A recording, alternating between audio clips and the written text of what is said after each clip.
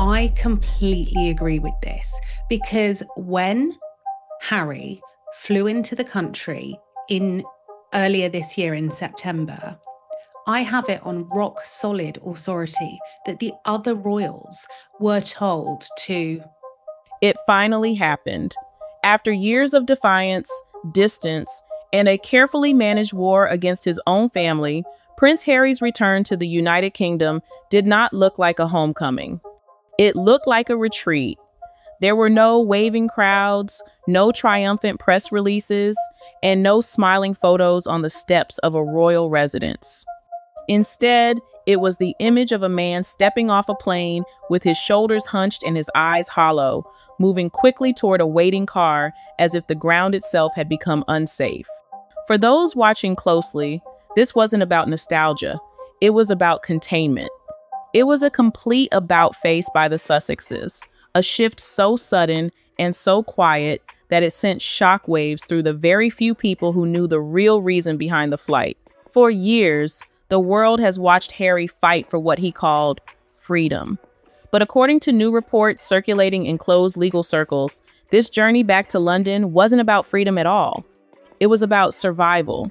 Because once the truth, the alleged truth, as insiders are now carefully calling it about Meghan Markle's pregnancies, began to circulate beyond internet forums and into the hands of serious lawyers, Harry didn't move forward. He moved inward. He went back toward the monarchy, back toward the one institution with the legal gravity to absorb a shock of this magnitude. And that is where this story truly begins. This isn't just about a family feud anymore. This is about a bold claim that has stepped out of the shadows, a whistleblower who refuses to disappear, and a prince who has reportedly realized that the story he spent years protecting might be the very thing that destroys him. To understand why Harry looks so defeated upon his arrival, we have to look at what allegedly happened the moment the doors closed behind him.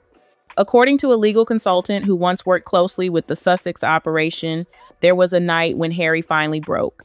There were no cameras, no Oprah moments, and no controlled language. Just a private room, a long silence, and words spilling out because he could no longer carry them alone.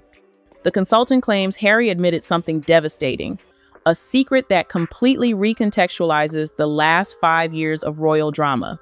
His alleged words were simple but shattering. He reportedly admitted that the story the world was told about the birth of his children wasn't the truth. It was a version Meghan insisted on, and a version he agreed to support because he believed it was the only way to protect their family. At the time, Harry thought secrecy was safety. He thought silence was strength. But now, that same silence had become the heaviest thing he had ever carried. Friends familiar with this account say Harry isn't angry anymore. He isn't defensive. He isn't issuing rebuttals or blaming the press. He is empty, hollowed out by a specific kind of guilt. Not because of the arrangement itself. Surrogacy is a modern reality for many, but because of the lie that wrapped around it like insulation, growing thicker and more dangerous with every passing year. "I just wanted to protect my family," he reportedly muttered during these closed-door meetings. "I didn't think it would go this far." Harry didn't plan a collapse. He walked into one, step by step. And the moment he realized the narrative could no longer be controlled, something inside him began to fracture.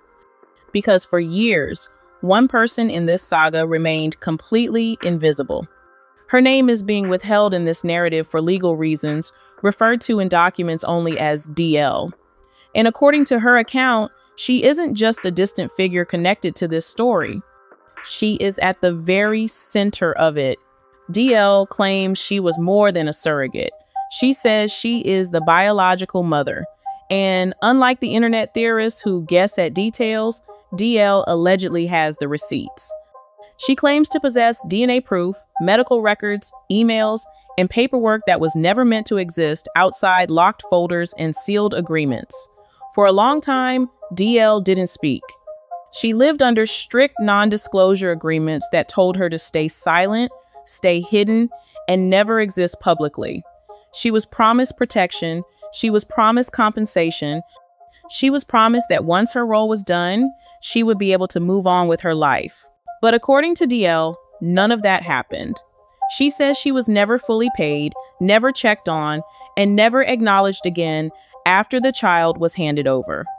Instead, she was erased procedurally, deliberately, and coldly as if she had never existed at all. No name, no role, no voice. DL says she stayed quiet because she believed the system would honor its word. But when that trust was broken, something shifted. She decided she would not be erased twice. And that decision is what turned a private arrangement into a public reckoning. To understand how DL became the catalyst for Harry's panic, we have to go back to late 2018.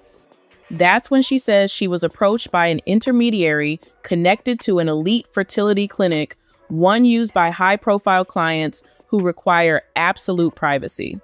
The message was simple. A powerful couple needed help. Everything would be confidential. The compensation would be generous. The process would be controlled. DL agreed. She signed the agreements, entered the clinic system, followed every instruction, every appointment, and every medical rule. Even clinic staff, she claims, were given limited information about who the intended parents really were. But here is where the story diverges from the fairy tale we were all sold. According to DL, Archie was not born at Portland Hospital in London. He was not born under the watchful eye of royal doctors. She claims the baby was delivered weeks earlier, quietly, in the United States. No photographers, no palace easel, just a private delivery, followed by silence. If this claim is true, then the famous presentation to the world, the white dress, the slow walk, the interview in St. George's Hall wasn't an introduction. It was a reveal carefully timed to fit a story that had already been written. DL says timelines were adjusted on purpose. Labor announcements, birth notices, the absence of hospital footage, all of it was designed to hide the real sequence of events. And once you look back with that possibility in mind, the details that confused the public for years begin to make sense. Meghan appeared days later looking composed, rested, standing in heels, showing none of the physical markers typically associated with childbirth. At the time, the world praised her strength. DL offers a different explanation. She says Meghan hadn't gone through labor at all. And if that is true, then the moment the world celebrated wasn't just a private choice. It was a performance. When a story stops being emotional and becomes procedural, that is when it becomes dangerous. Because hiding a pregnancy doesn't just affect photographs, it affects paperwork, it affects citizenship, it affects the line of succession. According to DL, this is where everything became legally toxic. She claims her name appears on none of the documents the public would ever see, not on discharge forms, not on certificates, not on official records tied to the children. She says she was told directly, no trace of you can remain, not even a signature. If that instruction was followed, then the story wasn't just hidden, it was reconstructed legally. And this sheds a terrifying new light on one of the most confusing scandals of the Sussex era, the changing of the birth certificate. Months after Archie was born, his birth certificate was quietly amended. Meghan's given names, Rachel Meghan, were removed, leaving only Her Royal Highness, the Duchess of Sussex. The explanation given at the time was a clerical adjustment or a dictate from the palace. But placed next to DL's account, it takes on a different meaning. It wasn't a correction. It was containment. It was an attempt to distance the legal record from any standard identification, creating a document that relied solely on titles rather than personal identity. This is where the monarchy enters the frame. Not as a villain, but as a system suddenly unsure of what it was protecting. Because royal succession isn't symbolic, it is legal. It is constitutional, and if records don't match reality, institutions don't panic, they prepare. And somewhere in that preparation is the reason Prince Harry got on a plane and went home. Harry landed quietly, slipped through a side exit, and was driven away without ceremony. For a man who once vowed never to return under the institution's terms, the silence said everything. This wasn't defiance, it was surrender to reality. Inside palace walls, the mood was not angry, it was procedural. According to insiders, Harry was met not by senior royals ready for a heart-to-heart, but by lawyers. He was met with binders, thick ones, tables covered in documents, timelines, and questions that had nothing to do with public opinion and everything to do with risk. The monarchy in this universe doesn't react emotionally. It audits. And Harry, for the first time in years, didn't resist. He sat, he listened, he answered. Those in the room say he didn't argue, he didn't defend, he didn't correct language or insist on framing. He just spoke slowly, carefully, as if each sentence was something he'd been rehearsing internally for years, but had never allowed to exist out loud. He told them what he knew. He told them what he believed. And most importantly, he told them what he didn't know.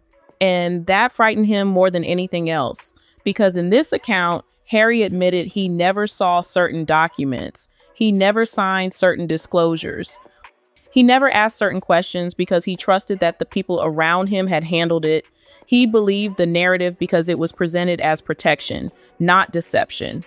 That admission changed the tone in the room. This was no longer a story about a rogue couple versus a rigid institution. It was about liability. It was about whether the monarchy itself had unknowingly inherited a narrative that didn't fully align with reality, and whether correcting it now would cause more damage than continuing the silence. That is the paradox powerful systems always face. Do you expose the truth and risk collapse, or do you contain the story and risk rot? While lawyers debated precedent and protocol, another clock was ticking. DL.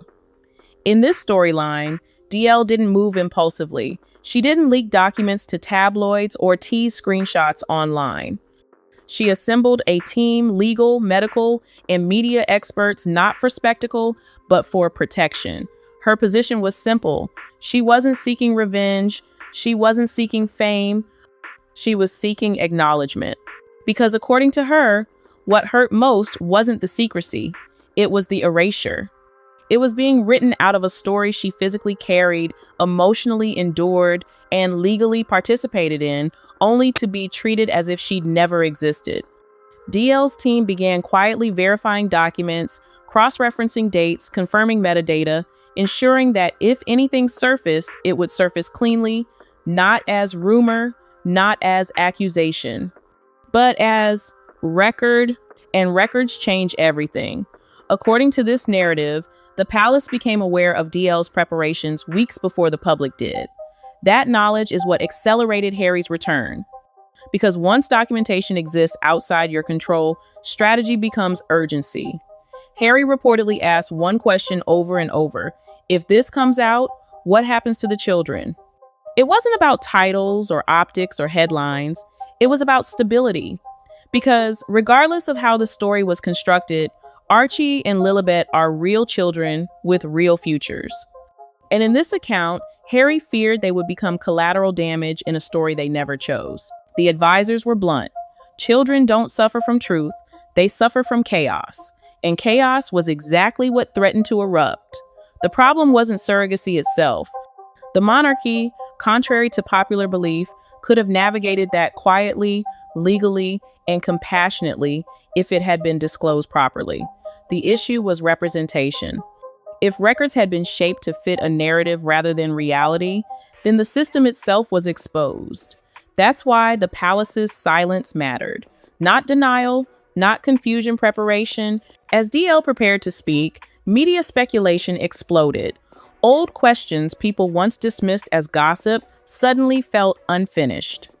Timelines, announcements, the absence of medical confirmation moments that once felt different but harmless now felt unresolved. And unresolved stories don't stay quiet forever. In this narrative, Harry watched it all unfold from the inside, no longer reacting through press teams or lawyers, but as a man confronting the weight of his own choices. He had agreed to a version of events because he believed love required loyalty. He believed challenging the story would fracture his family. Instead, protecting the story fractured him. Friends say Harry barely slept during this time, that he paced, that he asked to see documents again and again, as if repetition might change meaning. He wasn't looking for villains, He was looking for clarity. And clarity is dangerous because once you see the full picture, you can't pretend you're still inside the frame. The most devastating moment, according to insiders, came when Harry asked whether correcting the record now would help or hurt the children in the long term. The answer wasn't comforting. There is no clean ending, one advisor told him. There is only the least damaging truth. Harry's flight back to the UK wasn't about choosing sides, it was about choosing gravity.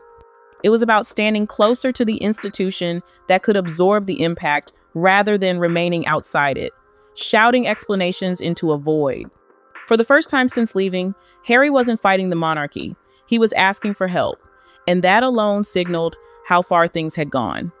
Because when someone who once burned bridges quietly walks back across them, it isn't weakness. It is recognition that the fire is spreading. In this world, the next chapter isn't about scandal. It's about reckoning. It's about whether systems built on continuity can survive narratives built on control. And about whether a man who tried to protect his family by agreeing to a story can now protect them by helping dismantle it. Harry didn't flee to the UK because he was defeated. He fled because the illusion was. And once illusions crack, they don't shatter loudly. They dissolve, leaving behind only what was always their reality.